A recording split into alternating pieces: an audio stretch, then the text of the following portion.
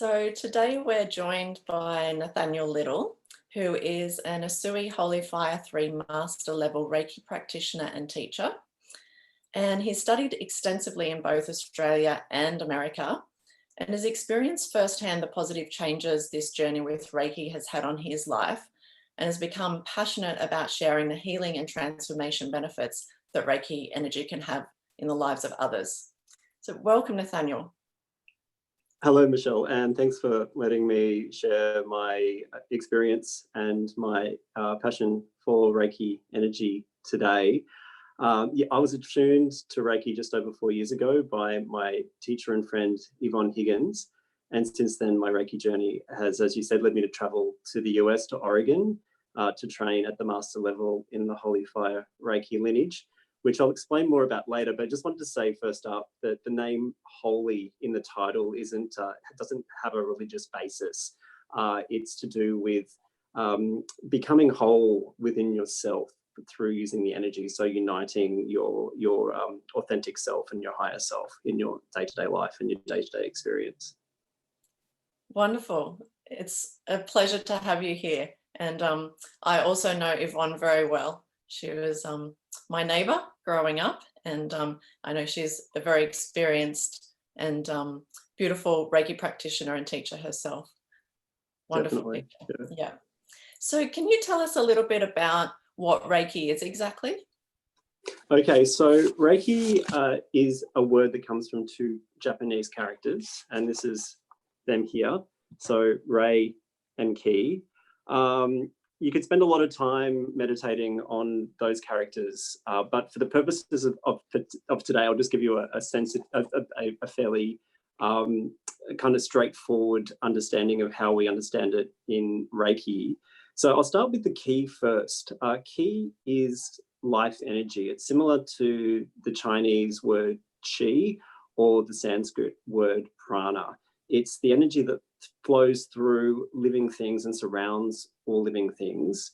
And the Rei part of the word means universal or universally connected or spiritual. So in this instance, for our understanding today, Reiki means spiritually guided life force energy. And we gain access to the energy through attunements, which we receive in our training. And our training teaches us a system in which to use the energy. So we channel the energy into the pathways of the body to clear energetic blocks and layers and to balance the Ki or the energy within and around the body. Negative thoughts and emotions can lead to a buildup of negative energy that's stored in the body, and we're using this energy, the Reiki energy, to heal and clear this stuck energy. And generally, we do this through channeling the energy through our palm chakras, through hands-on work that we do either on ourselves for self-treatment or on a client through a Reiki session. And we use a series of hand positions to do this. So with a session, clients generally lay on a table, like a massage table during the session. They usually lie on their backs face up, but we can also treat someone sitting in a chair. We can also treat people lying down for some things. We would get them to lie down, or if they feel like they need to. When I say hands-on, it's not completely hands-on. We also use our hands a little bit above the body as well. I, being a male, wouldn't put my hands on certain parts of a female client's body, and obviously parts of a man's body as well, because we respect those guidelines when it comes to appropriate touch. But that's sort of generally how we do it. But Reiki is much more than just treating ourselves and other people with hand positions. We can use it to empower goals. We can use it to meditate. We can use it as a life philosophy. We can live in the way of Reiki, as we say, which is kind of living a Reiki lifestyle, being guided by the energy. And we can even use the energy to do things like like ceremonies. I helped my brother celebrate his wedding with a Reiki ceremony, which was just wonderful. We can use Reiki when we need it in our day-to-day life, by remembering that we have access to it and calling on it to give ourselves a bit of a buffer and a bit of a chance to slow down for a moment.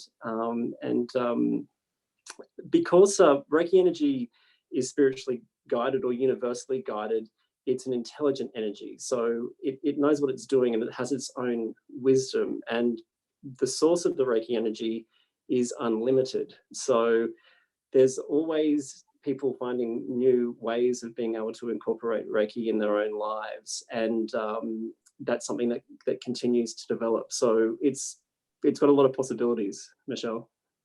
Yeah, wow. It's certainly a lot there. So Reiki, you're saying, is a healing modality that you can offer to yourself and also to others as like a hands-on or close to hands-on healing. It's also a philosophy, a way of life, and something that you can really call on throughout your day to bring you, I guess, connection to a source or a life path even. Would you say that's right? Yeah, it is. It's once I'll talk about my experience. Once I was attuned to Reiki, I found it my use of it being a lot more expansive than what I thought at the beginning it would be. I thought it would be this thing that I would learn and I'd be able to use it on myself and get the benefits from self-treatment. But then as my journey, which I'll talk about a bit later, kept going, it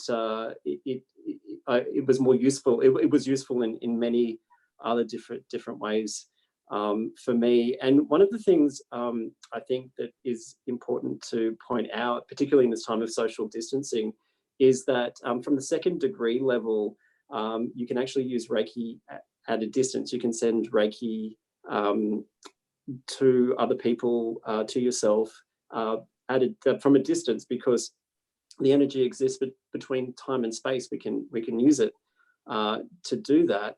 And that's very important at the moment because hands-on Reiki treatments are not permitted under the current health restrictions. So a lot of the Reiki practice that people are doing at the moment is sending distant Reiki to clients. So that's that's the thing that blew my mind when I got into Reiki, because I didn't consider that would be something you would be able to do with the energy. I thought it was just this thing that came in and went out, through your hands. But being able to use it in that way and explore different ways and being able to use it in that way has been a really exciting thing for me. Mm. Wow, that's really fascinating. And I'd love you to share a little bit more when you get into your story and perhaps the study that you did in America. So just Reiki seems like it's quite a lot of things. Is there anything that, Reiki isn't that you want to talk about there? Yeah. So I think it's important to realize that Reiki is not a religion, and that anyone from from any religious background can practice it. And it's while it's spiritual, it's only as spiritual as your understanding of spirituality, or how comfortable you are with your spirituality, whatever that may be. So it's something that works within your values and your mindset and what you believe in. The second thing I think that's important to talk about is that Reiki is not a substitute for medical treatment. It's a Reiki practitioner never diagnoses a condition. In fact, Reiki practitioners may suggest to a client that they consult a doctor if they feel that they could use medical help. There are some programs in hospitals in Australia and the US where Reiki is used as a complementary therapy within that setting, but it's fairly early days, I suppose, with that sort of with Reiki sort of getting into that setting, but it's used sort of within sort of the medical setting. It's not a medical treatment, basically, is the point that I think is important to make. And lastly, I think Reiki, there's more things that Reiki is than what it isn't, by the way. I think the last thing is that Reiki is not a practice in which there is only one right way to approach it. In fact, there are many different Reiki lineages which have different ways of teaching and different ways of doing things, which is fantastic because there's a lineage or a practitioner out there who's right for everyone, basically. So people align more with some approaches than other approaches. And because there's the diversity and variety of the way that Reiki is practiced and taught, I think is a wonderful thing. And you can find out more about other lineages. Sorry? So almost like, you know, you will find the right Reiki practitioner for you if you kind of go on that journey yourself, and like when the student is ready, the teacher will appear, almost type of philosophy. In that sort of way. I mean, if you follow your internal guidance and your intuition, you will find the right person for you. And I mean, it's very easy. You just go online and search Reiki practitioner in your area, and you can see the array of people who are there, and it's in this time of the internet. It's quite easy to find people. Wonderful. And so today, what can we expect in the session? So I thought it'd be interesting and important to talk about a short history of the Usui Reiki system and talk about sort of where it comes from, where it's been, and to get a sense of sort of where we are at this point in time. And then I wanted to talk about my own Reiki journey, because I think that it's hard through words to convey the experience of something which is energetic, because Reiki is energy. So I thought it would be good to share my experience of the journey and where it's led me up to this point, just so you can get an idea of how it's worked for someone, other than just being a treatment that you might seek out for relaxation and stress relief, which is certainly the reason why I got involved in the first place, because that's something I was really looking for in my life. And then I thought it would be good to take you through a guided holy fire, a guided meditation, which we call a holy fire Reiki experience, which is a meditation that goes for about 20 minutes, and it's within it you may feel the Reiki energy yourself. So we'll do that in a little bit, and then I'll open it up to questions. But to start with, and just to shift the energy a little bit, I thought it would be nice to start with an invocation, which is a sort of non-religious prayer. We sometimes do this when we meet in a Reiki circle, which is whenever Reiki people are meeting to talk about Reiki. So it's pretty much what we're doing here today. So we use this to close the circle of energy of everybody involved. So I'll do the short invocation now. It's basically to we can all do. Anyone watching can do now. Yeah. So basically it's to welcome the energy into our perception and be ready for it. If you're in a space in which you can't enter a meditative state, if you're driving or listening to this while you're jogging or peeling potatoes or whatever, please don't go into the meditation. Just let it wash over you. But it's pretty simple. All you need to do is relax and close your eyes. Take a few deep breaths. Place your hands comfortably on your body. And as you breathe out, let go of any tension that you may have collected and carried throughout the day. You may have collected and carried it throughout the week even. It's time to let all of that go. And if thoughts come into your mind, simply brush them gently aside. The light of Reiki surrounds you, and as you breathe in this light. I wonder if you can see the light in your mind as it is carried in on your breath and down to your diaphragm. I want you to hold on to the light in your body for a moment and then release it with your out breath and see the Reiki light leave your breath.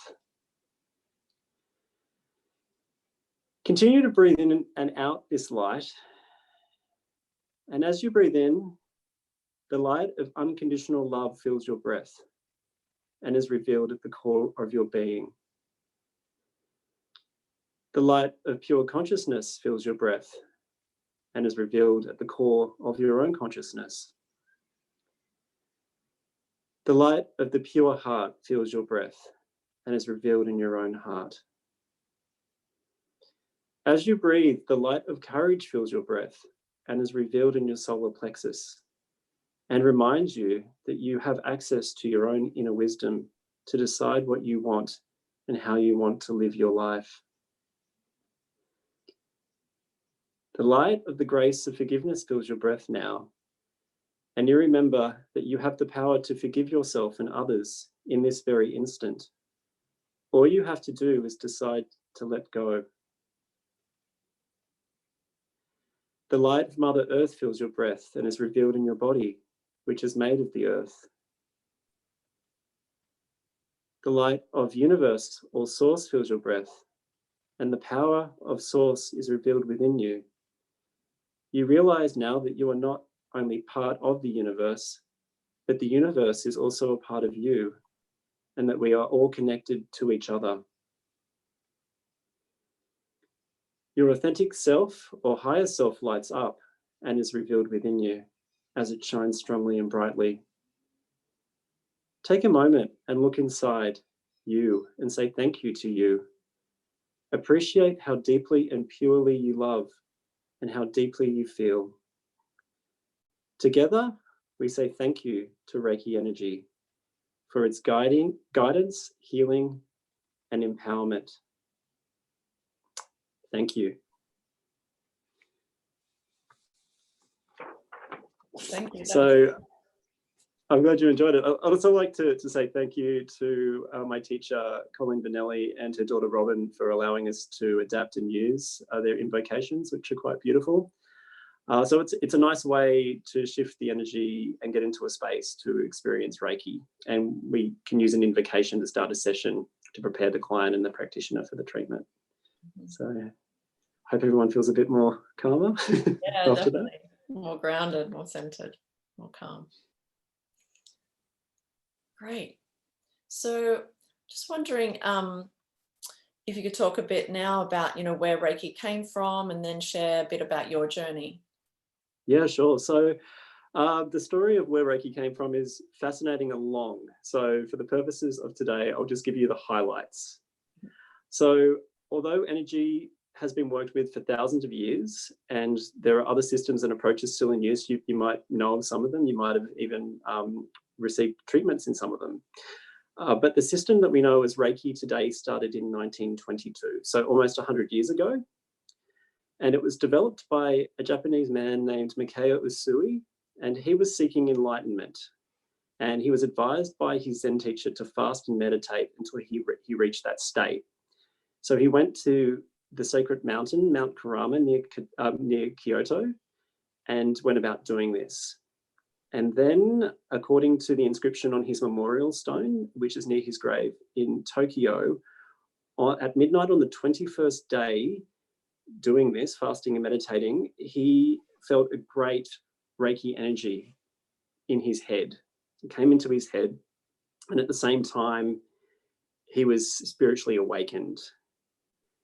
And it's said that that experience was so powerful and so immense that he passed out soon after. And then when he regained consciousness, his reaction was to run and tell his Zen teacher about his good fortune of reaching enlightenment. And as he was on his way down the mountain, he stubbed his toe, and his initial reaction was to get his hands and put it over his toe, as you would if something was hurting, you'd probably hold on to it. And pretty soon, if not instantly, he felt no pain. The pain went away. And he realized that not only had he received the gift of enlightenment, he'd also received the power or this healing energy. And his response to that was not to keep it for himself and his family and friends, but to share it with the world. So he went about doing that. He went to Tokyo, he set up a practice and started developing a system of methods to make the energy, to firstly sort of pass the energy to other people, and secondly, to teach others how to work with the energy. So there's the system of methods that he developed. He called the Usui Reiki healing method in English. And we think that he did that because there were other forms of Reiki around prior to 1922, so that's why he named it the Usui Reiki healing method. And then in a short number of years, he trained more than 2,000 students and initiated 20 teachers. And then he died in 1926 following what we believe to be a stroke. So within 5 years, he had definitely spread Reiki widely to 2,000 students and 20 teachers. Now, before Usui died, he asked one of the teachers that he trained, Dr. Chijiro Hayashi, to expand and develop his Reiki healing technique.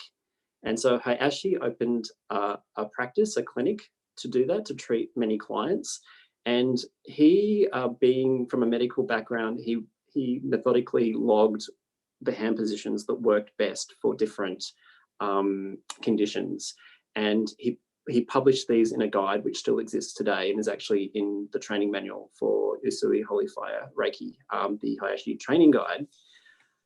And then this is a very, very abridged version, by the way, and then of the history. And then one of his clients, a Japanese Hawaiian woman called Hawayo Takata, she was in Japan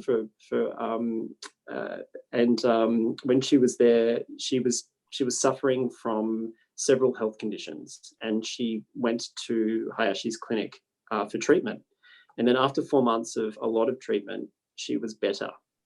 So she decided that she was so impressed with the healing that she experienced with Reiki that she studied with Hayashi, and she worked in his clinic, and she trained in her level 1 and then in her level 2. And then in 1937 or thereabouts, she traveled back to Hawaii and opened her own practice. Hayashi, or 2 practices I think there were, and then Hayashi traveled to Hawaii to initiate Mrs. Takata or Takata Sensei as a teacher. And then Mrs. Takata developed the system herself because she felt that she needed to change the way it was taught and practiced for a Western mind, because she believed the Japanese approach was a little bit too difficult for Westerners to sort of comprehend and use. And so she simplified the hand positions to a number of basic hand positions. And these are the hand positions that are taught still by many Reiki lineages around the world. So with Mrs. Takata, the Reiki came from Japan to the Western world, and Mrs. Takata taught 22 teachers, which then taught Reiki to other students, and then it flowed that way. Of course, Reiki eventually came to the West through other teachers and other routes, but Mrs. Takata sort of was the main sort of way that Reiki came to the US. So probably what you can get from the story so far is that Reiki is a system that is continuously developing. And then that's when the Holy Fire lineage sort of comes into the picture. William Lee Rand is the developer of the Holy Fire lineage, and he has worked with the energy to bring in a new frequency of energy, or energies that we call the Holy Fire.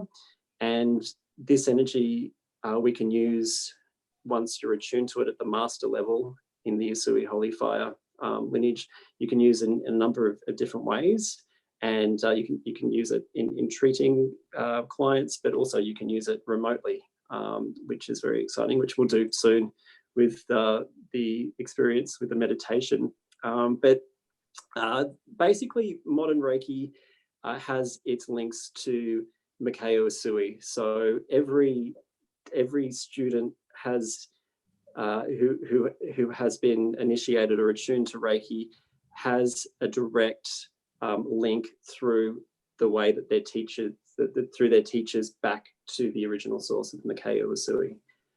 And that's an important thing within the Reiki world to be considered a Reiki practitioner. Yeah. And so how did you originally come to Reiki, and how has that kind of manifested in your life, and how has that impacted you? Yeah, so it's another very long story, which I'll rip through as quick as I can. From a young age, I felt energy as a child, and if you're an empath, you probably know the discomfort that you can feel, and the sometimes distressing experience of feeling people's energy before they actually convey their emotions through their words or their body language. It can be quite, particularly when they're different, when somebody's saying something differently to what you're picking up. So that was something that I struggled with from a young age. So I always felt energy, but then from a young age, I suppose I developed a lot of anxiety. I was somebody who wanted to achieve my goals, and with that, I was also someone who had a bit of the imposter syndrome. I felt like I was moments away from being exposed as a fraud, and that I wasn't good enough and I didn't know enough. So I was a very highly strung person. Not that long ago, probably about 4 years ago, I was still like that. I first experienced Reiki when I was 19.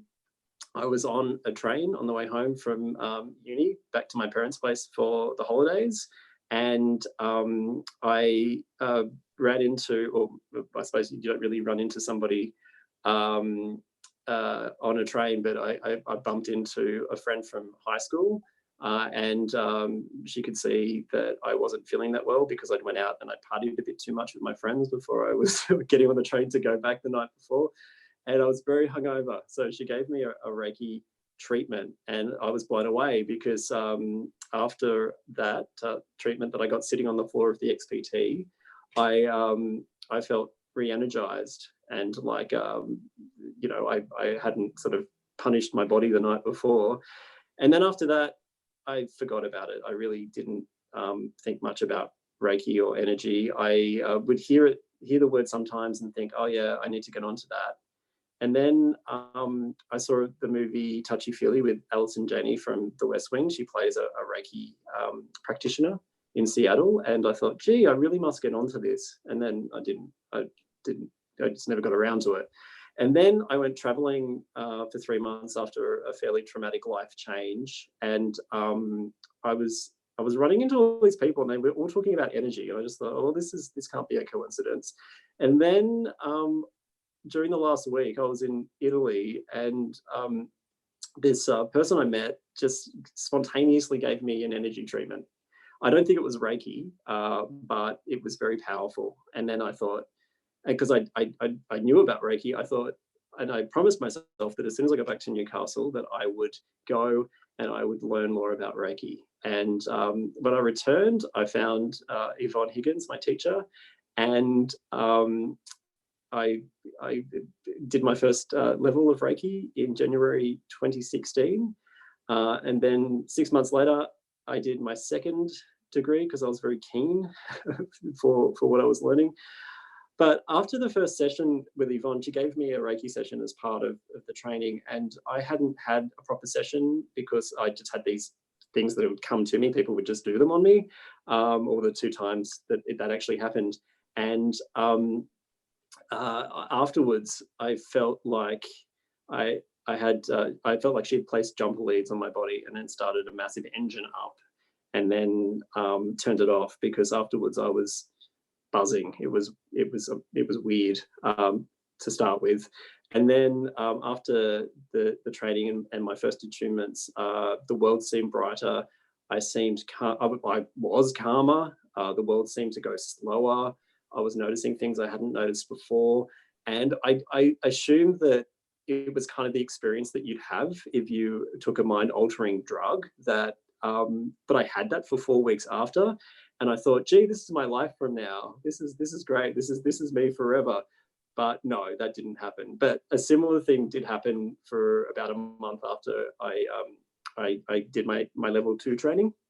And then I was practicing on friends and family, and I talked to Yvonne ages ago, sort of within that time, about a teacher who from America who I'd been listening to her podcast, and Colleen Benelli, and Yvonne said to me, well, maybe you should go and train with her, and because it's beneficial to train with many different teachers and experience attunements from many different teachers, because it helps build the energy and your ability to channel it, teaches you new concepts and ways of thinking about things. And I thought, when Yvonne said that, I can't do that. She's in America. That's too hard. It's expensive. I can't do that. And then in 2018, probably about a quarter of the way through the year, I just got this urge to go to America and train with Colleen with this Holy Fire thing, which I on purpose didn't really find out much information about, because I felt like I needed to be surprised by the experience. And I'm really glad that I didn't intellectualize it and I didn't try to find out everything there was to know about it, because my experience with it was so profound that I was glad that I didn't actually have I didn't actually have a sort of preconceived idea of what to expect. And after my first experience with the Holy Fire energy, I just felt this lovingness, this sort of like I was wrapped in a blanket of love from head to toe, and I felt like I was going to cry for about 6 hours after the first experience, and that the world slowed down. And then after I finished that training, I came back to Australia.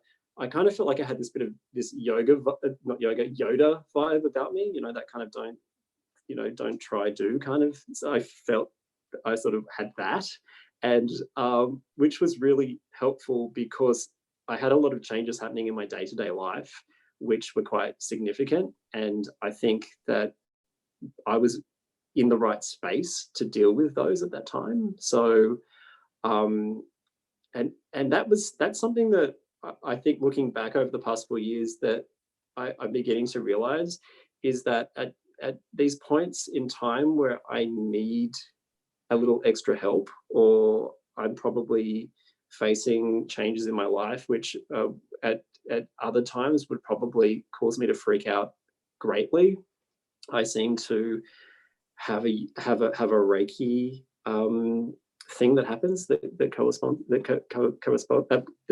with that. So I suppose the thing, looking back on the journey right now, and obviously there's a long way to go, is that I'm just grateful for the clarity, the calmness, the guidance. I mean, it seems weird to be guided by energy, and that's why it's hard to explain that with words. But it can help you get into a space where you can make sense of things. And I'm just really grateful for the difference that it's made in my life. So it's not the thing that I could do on myself and other people that I thought it would be. It's turned into this more transformational thing for myself. It's fascinating that hearing your story, when you're talking, it's like there was these signs like peppered throughout your life that was calling you to bring you to this point that you are now. And I think, I've certainly had that experience myself, and I believe all of us do. It's just that, if we're not paying attention and not kind of quiet, sometimes we miss these signs that are guiding us, where we need to go and what's best for our higher self. So, yeah. And I think Reiki really helps in helping you being in a space to be receptive to that. And I know once I started listening to the signs, because a few of them I think were pretty much hitting me over the head and going, will you just wake up? I think that those signs come through more subtly now. To me, that's for sure. Yeah, absolutely. Well, I'd love for you to share your practice. Yeah, sure. Meditation. So I'll just turn off my video for this period and come back on for the question and answer, so that you can of the stage Yes. and share the meditation. So we'll do a fairly abridged experience. So it's a guided meditation, and after I talk for a bit, I'll stop talking and I'll say follow the guidance, and then all you have to do is say yes to the Reiki energy and let it work with you. It'll give you what you need at this point in time, and if you're not in a space where you can't get into a meditative state, please don't do this. Please do something else. But if you've got a moment, I'd love you just to relax and enjoy the experience. So wonderful. You can be sitting in a chair or lying down. I'll get some music going here, and I'll take you through the experience, which is called the Holy Love Experience. So it's a journeying experience set in the ocean of holy love, which is an ocean of beautiful energy of all different colors, and you can swim, and you can lie in the waves. You can do whatever you want. So just and don't worry, I will bring you out of it in the end. So if you just like to relax and close your eyes and take a few deep breaths.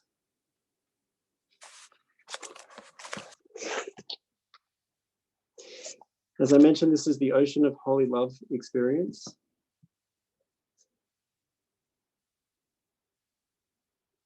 So it's a beautiful day. It's warm and sunny. You're walking down a path in a beautiful forest. And as you breathe into yourself, you breathe in the light energy of the forest. And with each step that you take, you feel the energy of the earth flowing up through the bottoms of your feet. As you walk along, you notice that up ahead it's getting lighter and that you are coming to the edge of the forest.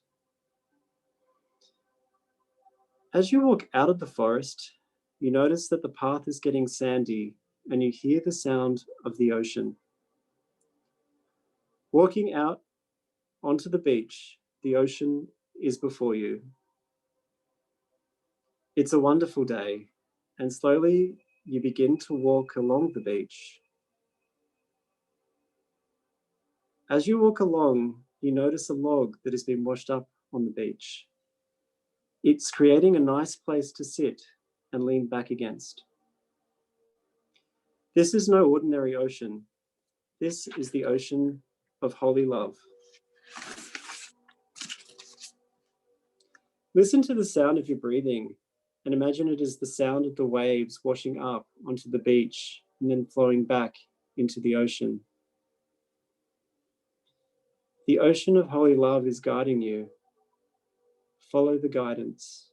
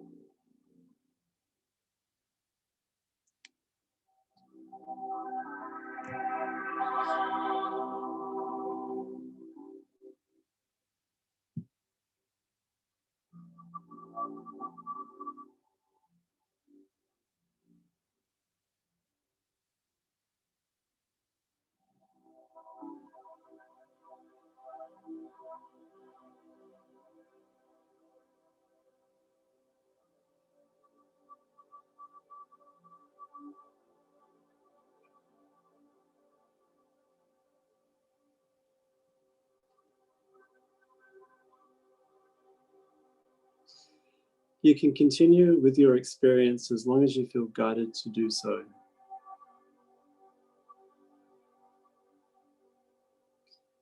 And when you are ready, take a couple of deep breaths. Bring your awareness to your eyes and slowly open your eyes and come back.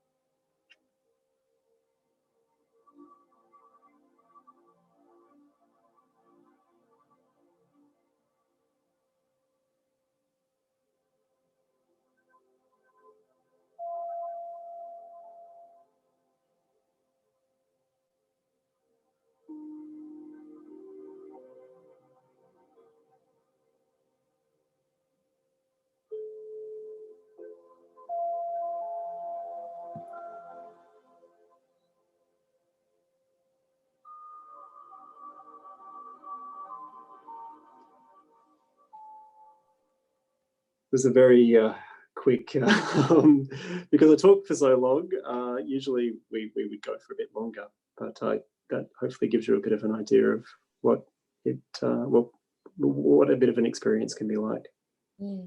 Thank you. And is there anything you'd like to share before we close or open to questions?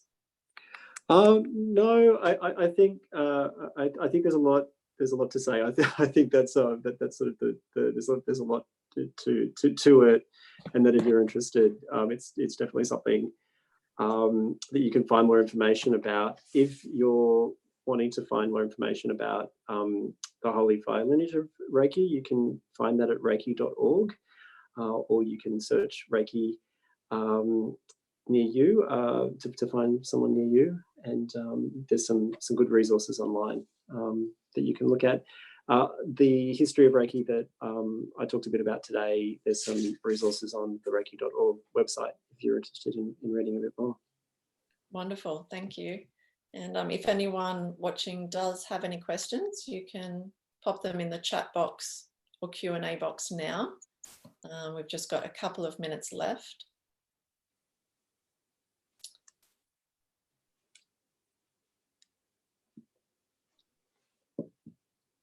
All right. Right. Okay, I found the box. So I've got a question here. While I'm not familiar with Reiki healing or the system, but I noticed that the picture of a healing light or aura around the body is similar to what I use during breathing meditation. It's interesting how you find practices that work are sometimes tied to a specific therapy. Thank you again. So that's from Stephen, who enjoyed the invocation. I'm glad you really enjoyed it. Yeah, we do know that some people, their experience of the energy is seeing light around the body, and that's something that some people have access to. Other people feel it, but yeah, it's a similar thing. I'm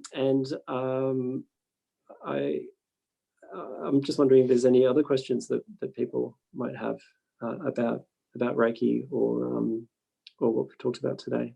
If they want to send them through, that would be great. Really like something that you have to experience for yourself, isn't it? It's you know, it's great to go into the theory and we can talk about that, but you know, if someone wants to kind of feel this for themselves, then you know, I'd encourage them to, as you said, like look up a local Reiki practitioner, have a treatment, and you know, have that experience. Yeah. It is a bit more difficult at this time with the restrictions that we have in place to actually sort of experience a hand-on treatment. But you can certainly reach out and speak to a practitioner or myself about Reiki and what we do. Just think I've just got a question that's come in.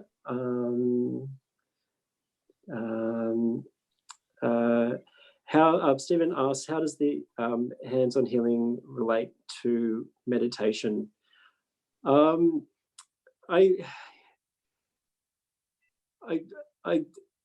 think from my experience, the hands-on healing puts you in that, or can put you into that space, certainly for me, where you are in that meditative space, that the energy does kind of have the ability to take you over the gap, as Deepak Chopra would say, that you're in that space where you're not conscious, and you're not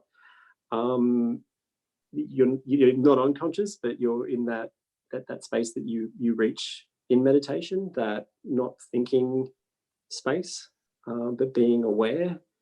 So that certainly can put you in that space. I know that a lot of people who I have given Reiki treatments to kind of enter that space where they feel like they're asleep, but they're not asleep. And that's something that a lot of people who go and receive Reiki treatments are primarily going there for, is to get into that space, so they're not so stressed out, their mind's not going chug, thought, and they're not feeling negative. It's a bit of an escape.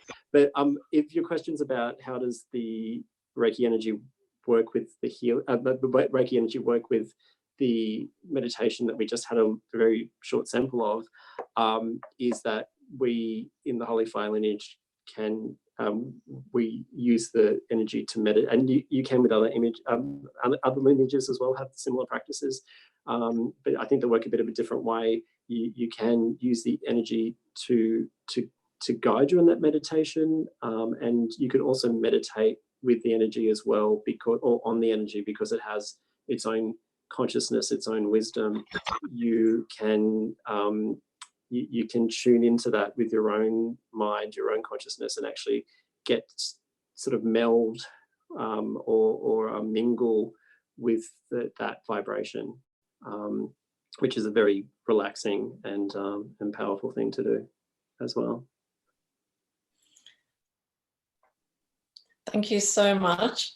I think we've come to the end of the session, but that was such a beautiful meditation that you shared, and the invocation, and it was really fascinating to hear your story and hear a bit more about Reiki energy and how we can use it, particularly at this time when we're not in physical contact with each other so much. So yeah, thanks, Michelle. I'd just like to end with because we closed the circle earlier when we were talking. We just need to reopen our Reiki circle now. So I'd just like to say a short ending prayer. So I just want to close your eyes for just a second and breathe. And we say thank you for joining us here today in our tele community to join together and talk about Reiki. And we thank all of the small miracles that have led to this moment, that has allowed us to connect in this way. And we say thank you to the Reiki energy. And I'd just like you to take a moment to say thank you to yourself once again as well. Thank you. And if we were in person, we'd all be hugging right now. So I'm looking forward to that time. Yeah. So it's I love it. It's something that certainly made my life more enjoyable and happier. And I'm glad I could share my experience with you. Thank you so much. Take care. Thank you. Thanks, Michelle. Bye. Bye.